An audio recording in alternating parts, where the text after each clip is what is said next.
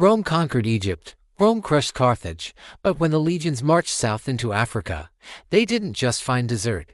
They met queens who fought back and won.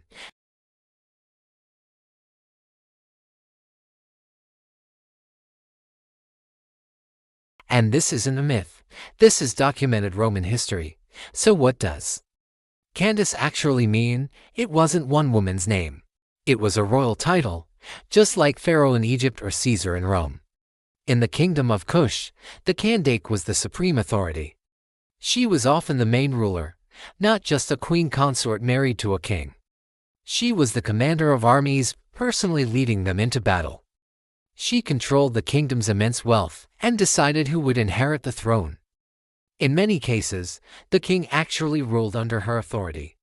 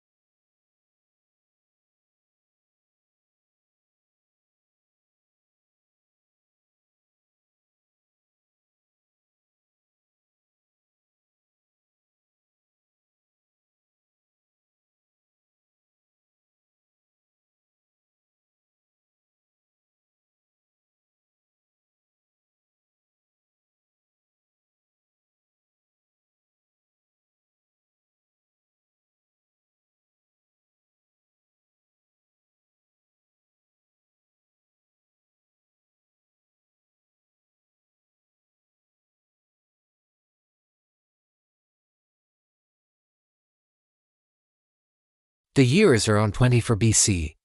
Rome, having just conquered Egypt, looked south to expand its empire. The Roman governor, confident and arrogant, sends his legions into Nubia. He did not expect to meet Queen Amanirenas.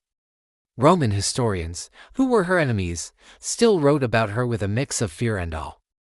They described her as fierce, courageous, and blind in one eye, a battle scar she wore with pride. She wasn't a ruler sitting on a distant throne. She personally led her armies into the field. In a stunning preemptive strike, Queen Amanirenas and her forces swept north. They attacked Roman forts in southern Egypt. Overwhelming the garrisons, they tore down statues of the Emperor Augustus. A profound act of defiance.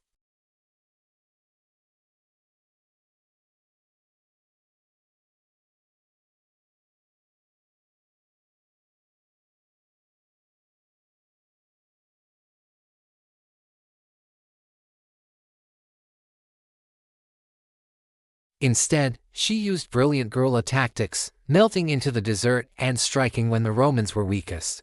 She used her knowledge of the harsh terrain, the strategic retreats, and the supply lines to wear down the most powerful army in the world.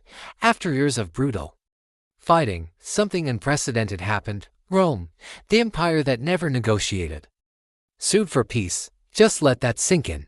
The Roman Empire asked an African queen for a peace treaty. And the terms of that treaty were even more shocking. It was a peace treaty that Rome never boasted about, and for good reason. First, Kush was not required to pay any tribute to Rome. This was almost unheard of for a kingdom that had fought the empire. Second, the Romans agreed to abandon their forts in the southern territories they had tried to annex. The border was redrawn, not in Rome's favor, but in favor of Kush.